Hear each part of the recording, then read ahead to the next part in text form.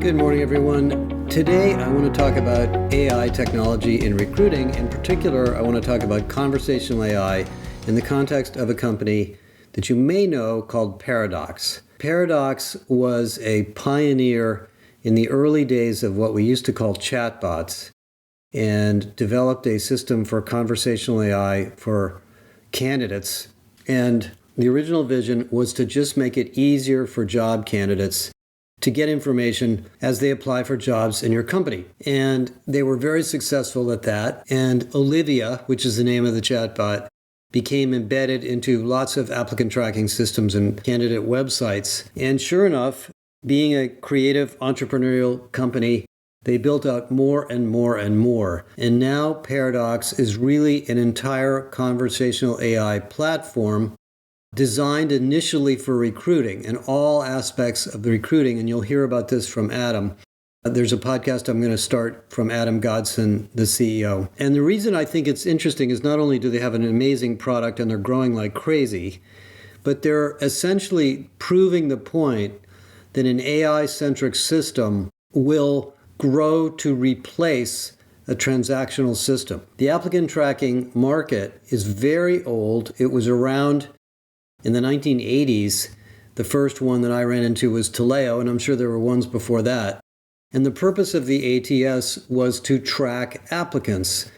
It wasn't to engage candidates or to find candidates or to assess candidates or any of that stuff. It was basically an ERP tracking system. And then companies started to add all sorts of things on top of it. The presumption being, just like in HCM, that we'll take the transactional core system and we'll add advanced features on top of it to make it more and more useful for candidates, for recruiters, for hiring managers, for internal candidates, and so forth. I think AI sort of proves that that business model is now about to be reversed. In other words, if you start with the candidate in this particular case, or start with the needs of the recruiter, and build a system that automates all of these messy, unproductive, transactional things you have to do, scheduling an interview, doing an assessment, answering a bunch of questions about what to wear to an interview and when to show up and how to get in the front door. You can then build the transactional stuff later and end up with a system that is radically better and radically different from the transactional system that had AI bolted on top. And that is basically what Paradox has done.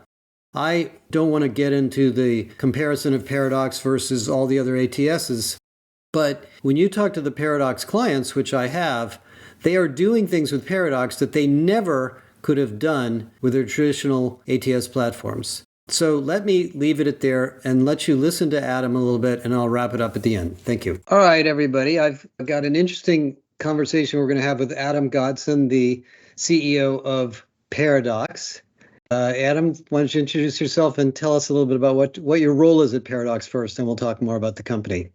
Sounds great, Josh. Great to be with you and excited for a great discussion today. Somewhat newly the CEO of Paradox. I've been in the recruiting industry a long time, so 20 years building recruiting processes, sat in the seat as a recruiter, and had the experiences from that, built systems, have used just about every piece of recruiting technology you can imagine. And the last 4+ years, I've been running product and engineering at Paradox, and then I've been the CEO here for about 3 weeks. Well, congratulations on being the CEO. We can talk more about what that's like. Sure, but first, let's talk about Paradox. I think a lot of people think or don't even know maybe what Paradox does, and they think it's a chatbot and sort of a little tool, but it's much, much more than that. Can you tell everybody a little bit about the history of the company and where you guys are? Yeah, absolutely. So conversational AI for recruiting is the right angle there. And you're right that there are many conversations that happen in recruiting, and some of those are, from where we started, was sort of simple questions and answers on a website. All those questions that went unanswered about what do I wear to an interview and what's it like to work there. We started to answer those with conversational AI starting in 2016, and from there realized that conversational AI is actually a transformational technology, and that could help automate so many of the things that are small conversations that happen in recruiting processes. Hey, can you move your 2:00 so I can do the interview at 2? Hey, do you happen to have this kind of certification or license? all the things that just take time and energy from teams and being able to automate that. And so today we serve clients in a variety of ways, all the way from having our own conversational based applicant tracking system that's used lots for volume recruitment at restaurants and retailers, all the way to being on top of major systems around the world, Workday, SAP, and Oracle, and helping clients in hundreds of countries schedule their interviews, screen candidates, and get what we call the boring stuff done so that people can focus on conversations with people and not software. And that's actually the paradox for which we're named. Well, let me go back. Let's talk a little bit about the technology, and then I want to talk about all the different applications and use cases. So when you guys started, I know you weren't there at the very beginning, but you've watched the technology for a long time. I guess it was kind of called AI, but it was kind of not the AI we know of today, right? So what is this? Yeah, that's right. It's interesting. So in the early, from 2016, there was sort of this early era of chatbots that used natural language processing, which when you look at it is a subset of AI. But today you wouldn't really recognize that in many ways as is intelligent. It's sort of trained models that mimicked human conversation, but a lot of the time we all use them in customer service or other applications. You'd get a does not compute, right? I can't answer that, etc. And we have some of our clients that still use those models as well, thinking about the way the world has changed in the last several years with technology, and particularly large language models has really begun to change how conversational AI is done. One of the core principles for us, though, is self-determination from companies. Some companies are very comfortable throwing the anchor forward and say, let's use large language models and let's use generative AI to make all sorts of interesting advances. Many other companies have lots of lawyers and lots of IT security and privacy folks that are going to want to run things through the ringer. And we welcome all types in that realm. But thinking about companies are going to be at different stages there. Some companies are going to focus on really deterministic models of we want it to always say this when answered to this question. Others are going to use different methods to be able to generate answers. If I understand the way this worked, Josh explained it to me, I believe the original model was more deterministic. It was a whole bunch of tables. If they ask this, answer this, sort of like that, I guess, more sophisticated. The newer one is actually generating answers from content. Is that correct? Yeah, we use a technique called retrieval augmented generation to be able to give a framework to that. So it's really just giving structure to those responses to say, this is the answer. And if we have the answer, we will give that answer. And then lots of flourishes around that as well. So thinking about what's the context of this conversation? Is there a point to insert empathy? Can I use an emoji? And emojis are actually really hard because if you get them wrong, you get them really wrong. And so the quality has to be really, really high there. But it's an important thing for us to do as well, because those add the feel to the conversation. And we measure our conversation quality in lots of ways. One way we do that is when people say thank you. And you wouldn't say thank you if you knew it was not a conversation subconsciously. And the feeling we want to produce is someone is consciously knows they're having an automated conversation, but subconsciously feels like it's a real person. And that's how one of the ways we measure that.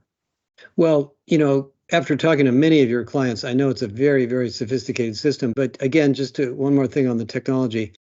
Given the fact that LLMs are sort of a commodity already, very easy to get your hands on one, and you can ask it questions and it sort of answers, reasonably well. What makes Paradox different from me taking all my recruiting docs, sticking them into ChatGPT and asking it a bunch of questions?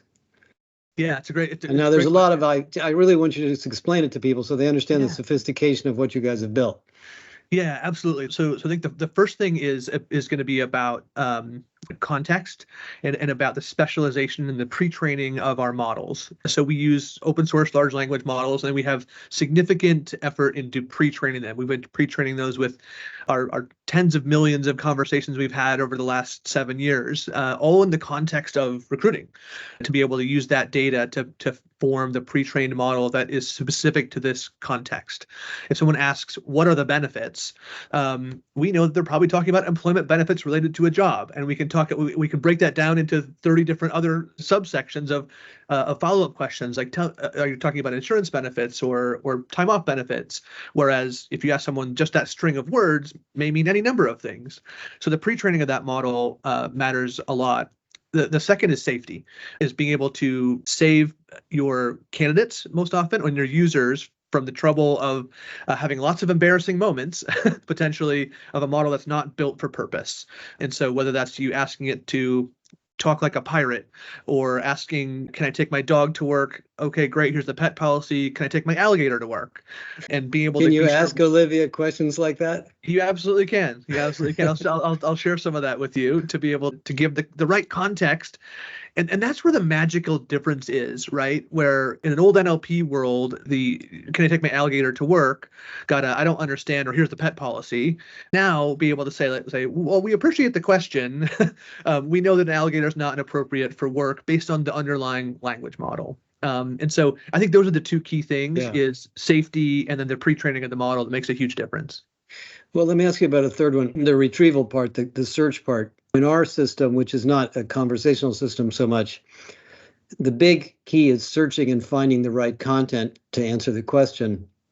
In your case, you've gone from a candidate conversational bot to an ATS essentially, and more. Yeah.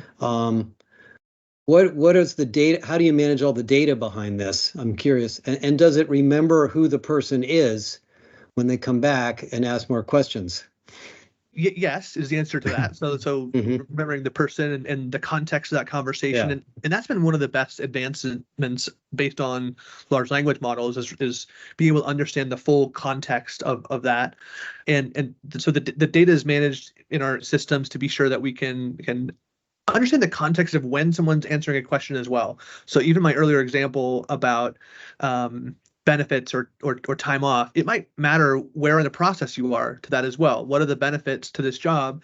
I might give you an answer with a level of specificity in the recruiting process. And once you're an employee, I might give you a different answer that says, here's where to go find more information about that, or here's the provider to call because you're already in our other systems. In that. So having the context of not only the previous conversations you've had, but also where this person is in a process. Have they scheduled an interview? Have they already had the interview? Have they already been hired? All that matters to the type of conversation we can have.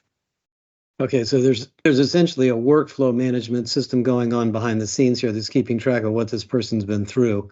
And then when somebody buys Paradox, I've never done an implementation. Do you coach them through, what do you have to do to teach it about your employment practices, your hiring practices, your culture? I mean, there's a million questions recruiters have to answer. I don't know where that stuff's even written down, to be honest. The varying levels based on what companies have. But our baseline where we start is we ask our clients to onboard Olivia, and about half our clients change the name to some other persona, but to onboard like an employee. So if you were onboarding someone, give all the information that you would have about all the things to work there. Where's the handbook and the manual, and the benefit policies, all those things. We ingest that. We use AI to rip that apart, put it in vector databases.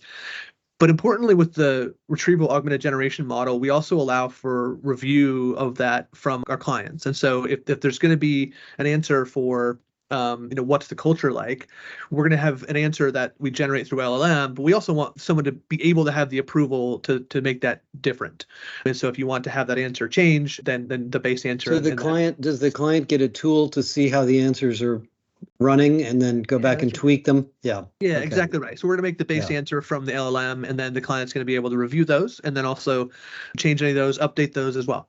Okay. So in a sense, what this is a very sophisticated domain knowledgeable chat system built on AI, not a chatbot in a sense. That's right. It looks like a chatbot, but it's very sophisticated in this domain. It is, and that's why we like to use the term conversational AI, because that world has changed of what it used to mean versus what it means today. And then I think some of the things you mentioned too about workflow actually matter a lot to their ability to get work done. And that's one of the things that is so important in our space right now is, yes, everyone wants to know what recruiting is going to look like in 5 years, but they also have problems today. Right. And so how do we both have that vision for the future, but then also be sure that we're getting work done today, we're improving outcomes, we're getting interviews scheduled, candidates screened, and getting things done. Well, the companies I've talked to that use Paradox have reduced the workload to recruit by almost orders of magnitude, really. I mean, it's just sort of astounding. And I know you acquired an assessment tool. You've built out an ATS, in a sense. You're getting into candidate relationship marketing. Yep. Tell me a little more about the advanced stuff that's in here. It's more than a chat box. Yeah, that's it. Well, and I think the idea of where the future is going is that recruiting is going to break down into really two types of people. There are going to be people that design processes and people that manage technology and really think about how to make technology, especially conversational AI, but also tools that help with assessments and augmenting decisions and other things. How do we get that work done? And then there's going to be people that have a lot of conversations and convince people to join. And I think that's really good for the future of talent acquisition, in that today I think there's a lot of people that wish they were having conversations all day to convince people to join, that are actually spending a lot of time clicking in their ATS or doing administrative work. And I think the future breeds a lot more clarity for that, to say people are going to be convincing others to join, and the competition is going to be fierce for talent in the future. And then we're absolutely going to need people that are real recruiters. Right, right. And not people doing administrative Human-centered recruiters, right? Exactly. Not people And clicking so around. Yeah, and so much of the administrative work will get abstracted away, and Paradox is on a mission to help do that in lots of ways. And I think one thing that's unique about our tool set is we can work with just about anyone, whether you're a large multinational company and want to put us on top of Workday, or if you're running restaurants in a city and want us to help with the entire process. So there's a tool set that's built flexibly. Well, so I've talked to McDonald's and Compass Group and a bunch of your clients. They tend to tell me things like the number of recruiters went from this big to this big, much reduction in the number of, especially things like coordinators. So what happens to the recruiter's job when you turn this thing on? Mostly they spend more time with people and not software. And that's it. And I think the administrative folks that are oftentimes running inefficient processes, sometimes those are outsourced processes to low-cost countries, sort of following that continuum of centralize, outsource, automate. What we find is people spend more time with people, and the people that are recruiters that want to be doing that really enjoy the extra time they have spending talking to people rather than scheduling interviews, other things. And we're able to abstract away lots of the administrative work. The other thing is an increase in velocity. So you mentioned lots of the results that we tend to get is taking time to hire from 17 days to 3 days, or 60 days to 35 days. So cutting out waste and waiting in the process is something that we've done a lot of research with talent acquisition leaders, and they want to be more strategic, but they are not able to because they have so much of this administrative stuff to do. So let me talk about just the high volume for a second, then we'll talk about the other roles. Yeah. In the high volume applications like FedEx and others, I get the feeling that the system almost does everything. Can you actually use Paradox to apply, screen, and get hired? Yes. So, I mean, you mentioned FedEx. So we've been at various conferences in the last year with them as well. And the challenge they came with is we want to be able to give someone a conditional offer in less than 10 minutes. And they can. So it's a series of integrations, right? Have you worked here before? Great. Let's check that record to see you'd be right. Will you submit to a background check? Can we do a pre-background check? And being able to get that offer with just that initial conversation, and then have the follow-up background check and all the compliance pieces, et cetera. Very cool. And then McDonald's has the, would you like a job to go with that hamburger today kind of use case. It's America's best first job, right? So right. Yes, being able to just accelerate that and take out the waiting. That's really important. So let me just make a comment on that. For the people listening, you all know that the job market's getting tighter and tighter and tighter. So for these high volume, high turnover roles, this kind of a technology is absolutely going to be essential in those kinds of situations because it's so hard to find people. It is a competitive advantage, and we've seen that with our clients having staffing rates significantly higher, being able to open new restaurants. I think most of us in the last 3 or 4 years have gone to a restaurant that was closed or a section that was closed because there wasn't staff to staff it. So it has become a business imperative. And some of the clients that we have that are the most aggressive and the most successful are where people are close to money, outsourced services and restaurants and places where you can't make money if you don't have people, and they tend to care a lot about making money and then therefore getting people and being able to automate and act with speed because it's strategic for them. So in the non-high volume recruiting, high value or whatever, everybody's valuable. And I know General Motors and some other companies, how well is it suited for those kinds of candidates, those kinds of positions? Yeah, it often depends on that experience design of what people want to automate in there. I think some areas that we found that are almost always automatable. One of those is interview scheduling. So we scheduled about 16 million interviews last year around the world in over 190 countries. And it's one of those things that I started doing automated interview scheduling 14 years ago, and people said, well, isn't that impersonal? And I think what we've learned about interview scheduling is people want it to be right and fast. Just find a slot and just stick it on there. Yeah, exactly. And so being able to use conversational AI as the right tool to do that, sending someone a text immediately, and the medium matters a lot. Even for us, we see email take 2 or 3 days, SMS or WhatsApp take less than 5 minutes to be able to schedule. So this can really save time in all areas of recruiting, not just high volume. Exactly. And then being able to answer questions. What do I wear to the interview? Where do I park? What do I need for security? Those kinds of things, and being able to reschedule those interviews, move a time for a hiring manager if they need to do that rather than cancel the whole thing. Just making, and so that's one of the key areas that we know that suits just about every company. And then there's a whole bunch of other things that come out on a company by company basis that they need help with in the recruiting process that conversational AI can help with. Let me ask another more business question. My sense of the market is that you are so far ahead in this particular domain that you're really becoming the leader or the definer of the market. I don't know if you agree with me. I don't want to be over optimistic for you because you're the CEO now. You can sort of tell me what you think. And that means you move beyond recruiting and you think about other things you can do with this. How do you see yourselves in terms of this market? Do you feel like you're creating it? Do you feel like you're following it? And where do you want to go with the technology? Yeah, it's a good question, and I think we've gotten to a place with our market share that our clients are leading the way for us there, and they're telling our story as well. They're saying we got great results with Paradox. We've been able to save millions of dollars in advertising, or hire 70% faster, and lots of different things, and so that's becoming the standard in many ways there. We think this is just how hiring is going to evolve for everyone, that hiring is going to get faster. Friction is going to come out of all these processes everywhere. And we know that people are going to catch up, and they're going to chase us, and they're going to find that. And so we've got to stay ahead and innovate. And that's true in talent acquisition and our products and talent acquisition. But we do think that there are many ways in the employee life cycle that conversational AI matters significantly as well. We've been asked since the beginning about, Olivia does such a great job in their recruiting process. Like, can she help in the first 30 days, the first 90 days? What some of those critical moments, especially for frontline workers, and we started some of that work to help understand that as well. To how can we be of help there with onboarding in those critical moments to be sure that we're getting people in touch and doing the same, answering questions, of course, and then doing the same thing, which is being sure that we can take care of the administrative work so people can spend more time with people. Well, in a sense, almost all these aspects of employee experience, what are my benefits? How do I find so-and-so? What is the policy on such and such?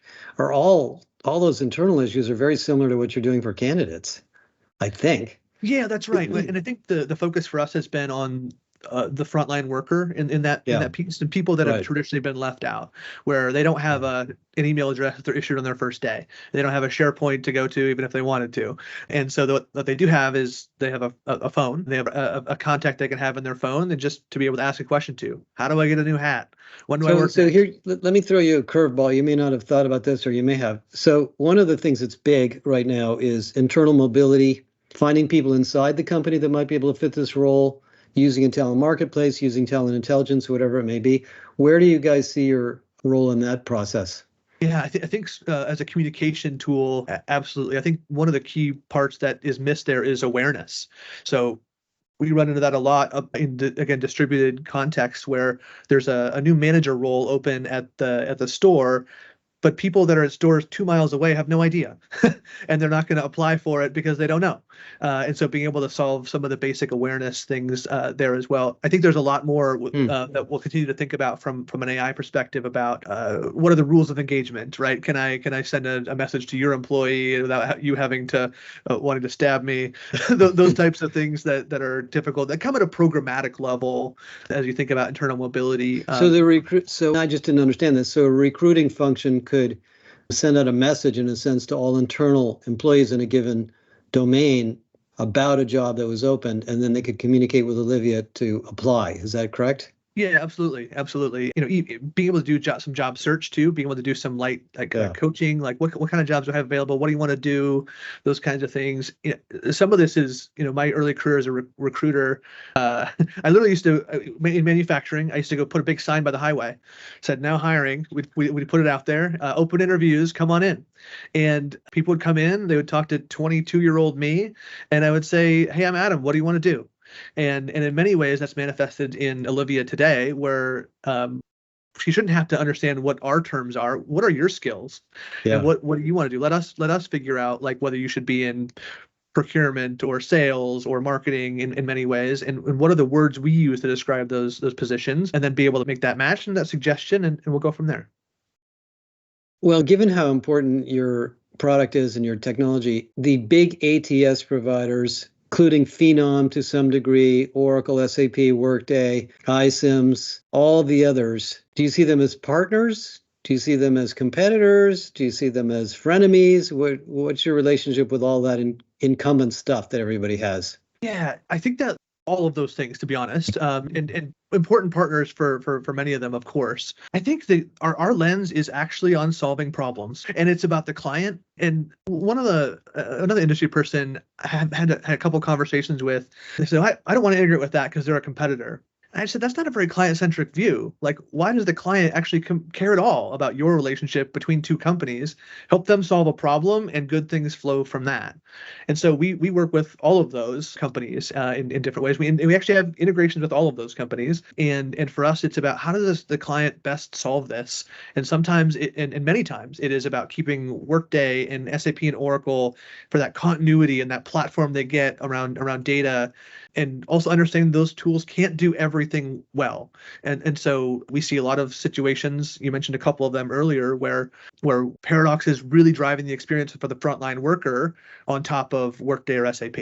And Workday or SAP do a great job in the corporate environment and many other places, but Paradox, by having both, they're able to optimize for both those scenarios. I love that. I've talked to your management team so much. I think you guys really have this abundance mindset that there's room for everybody here. And if you constantly work on solving problems, you'll always find a market. So one more sort of market question, then we'll wrap up. We're talking to a lot of companies about various AI tools because of our own product. And we keep hearing about the Microsoft Copilot. And, a lot of companies have it.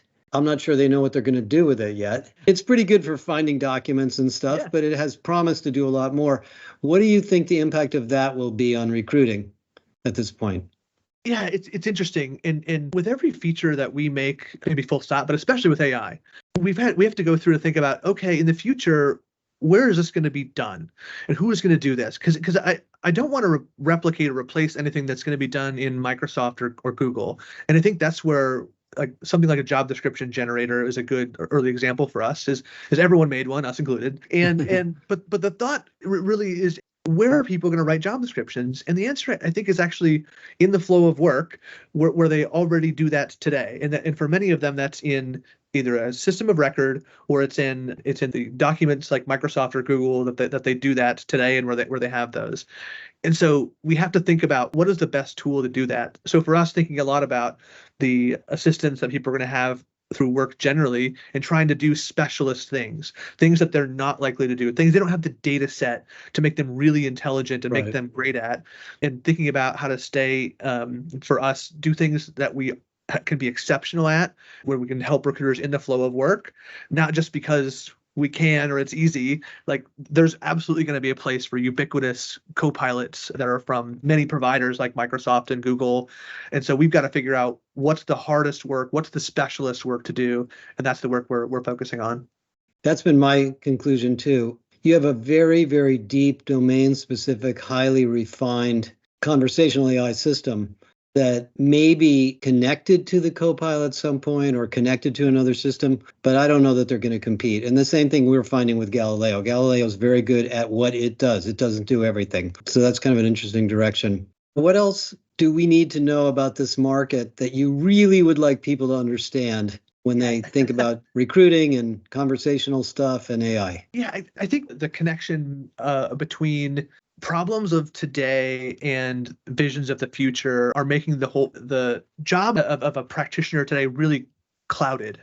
And everyone got unwanted second job last year, which was to be an AI expert, and everyone wants to know what they're doing with AI.